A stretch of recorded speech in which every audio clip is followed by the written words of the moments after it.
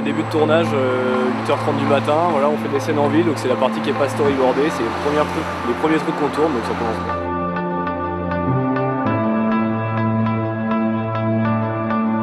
Ça va être dur de dire d'où m'est venue l'idée, mais je me suis dit putain, si jamais tu pouvais contrôler tes rêves, qu'est-ce que serait cool de faire? Et je trouvais ça intéressant de se dire bon bah ça va pas être forcément de voler ou quoi que ce soit, mais de rêver d'une personne que t'as pas forcément l'opportunité de voir quoi. C'est mon petit cœur sensible qui a parlé.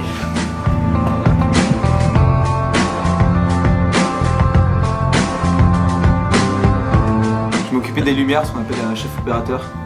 C'est un bien grand mot. Et donc en gros de travailler l'éclairage en fonction de où étaient les acteurs, où étaient les caméras et d'essayer d'éclairer la scène à la fois pour qu'on voit bien et à la fois pour donner il y a un statut créatif aussi quoi, d'avoir un éclairage en fonction de ce qu'on veut faire passer à travers la scène.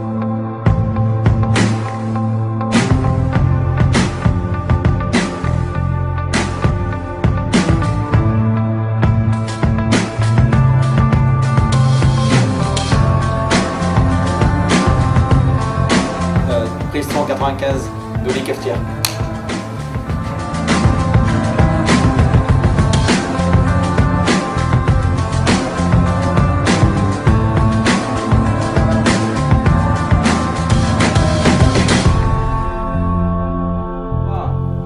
Deux, un, action.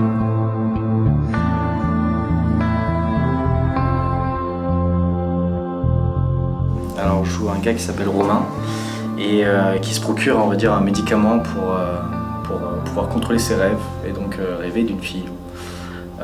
Bon après j'en dis pas plus mais en gros je joue un gars un peu torturé pour changer. Je me rappelle plus de mon dialogue.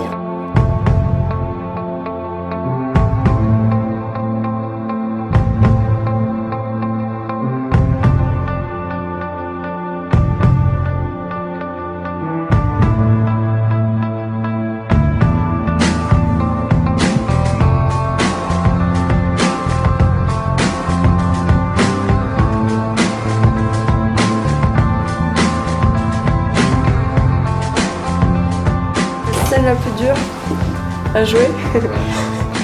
Bon, la claque, hein, je crois qu'on est d'accord. Ouais, on est d'accord. Ouais. Quand il y a un coupé et puis après on reprend, reprendre au milieu d'une scène, t'es plus vraiment dedans et tout, donc c'est vachement difficile de ce côté-là.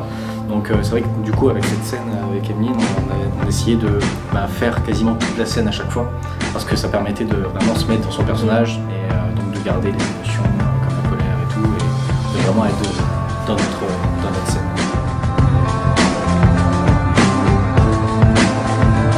La chambre, c'est le matin quand il se réveille et du coup on s'est dit que ce serait bien s'il y avait les rayons du soleil qui arrivent sur sa tête. Et évidemment il faisait nuit donc il n'y avait pas de soleil qui arrivait sur sa tête et du coup on a pris un projecteur auquel on a mis une gélatine de couleur orangée quoi comme le soleil. Et après en fait en éclairant comme ça ça éclairait bien mais je me suis dit ce serait bien s'il y avait un truc comme s'il y avait à travers un store ou ça s'appelle des volets ou un truc comme ça. Et du coup il y avait une chaise devant moi. Avec, c'est un genre de damier quoi. Du coup j'ai pris la chaise que j'ai tenue comme ça devant le projecteur et du coup ça faisait un effet strié un peu strié. Et du coup on l'a gardé.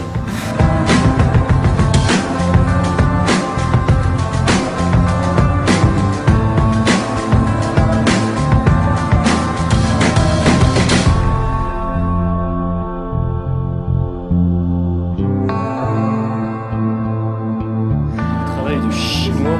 Non, il manque une pilule, les gens. C'est privé. Putain, il y a des publics. En parallèle, dans le rêve, on va pouvoir prendre des photos. Tu vois ce que je veux dire? T'es sérieux?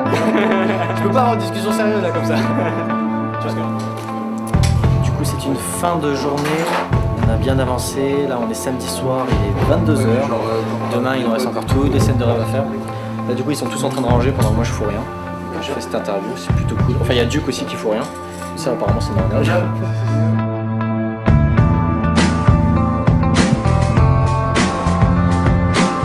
Aujourd'hui, on va tourner toutes des scènes de rêve. Donc là, on va commencer par la scène de rêve qui se passe au Capitole.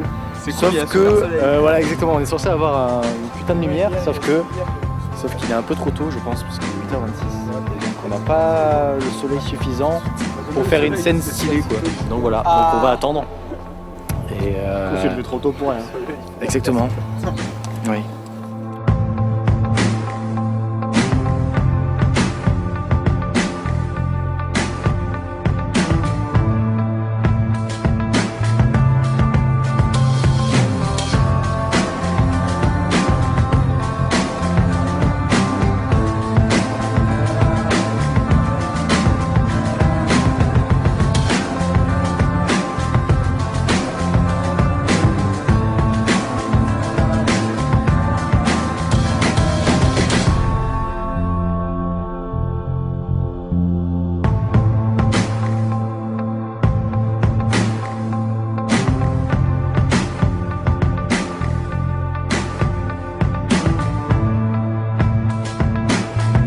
Anecdote, quand on était dans le lit, il a fallu qu'à un moment on tourne en vue subjective. C'est-à-dire il fallait filmer du point de vue de Emeline et il fallait aussi filmer de mon point de vue. Sauf que du coup pour faire ça, j'étais dans le lit et face à moi il n'y avait pas Emeline mais la caméra. Et il fallait réussir à donner un regard amoureux alors que c'était une caméra avec Nicolas derrière quoi. Donc c'était plutôt gênant et sachant qu'il fallait aussi que Emeline me tienne la main. Donc on se retrouvait à 3 dans le lit avec moi, la caméra, puis Emeline à peu près au milieu qui comme ça essayait de tenir la main. C'était assez marrant. Comment ça tient? Je propose qu'on arrête cette scène ici.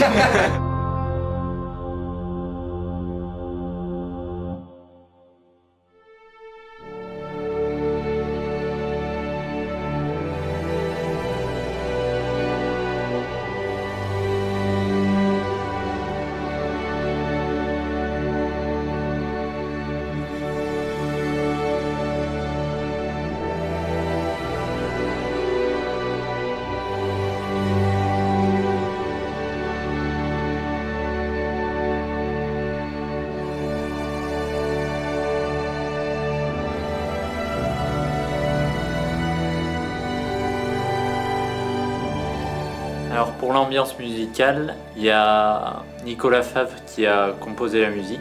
Il fait tout de A à Z, ce qui est plutôt pas mal.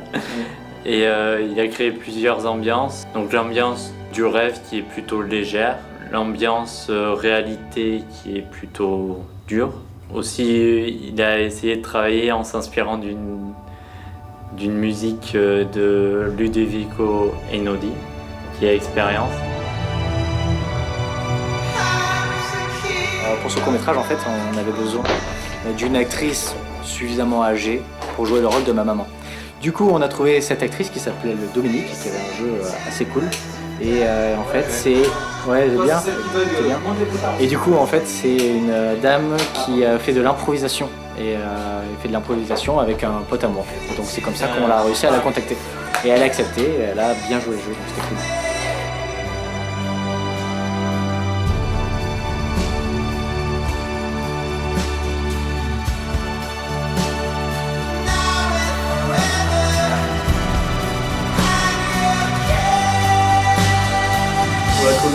La colorimétrie de l'image, l'idée c'était vraiment de réussir à séparer à l'œil les scènes de rêve et de réalité. Donc on a choisi pour le rêve une ambiance un peu chaude et presque irréelle dans le sens où les blancs sont très diffus, très lumineux, alors que dans la réalité on a choisi une colo beaucoup plus terre à terre, un peu verte, froide, un peu à la Matrix où on voit. Enfin, c'est la couleur verte.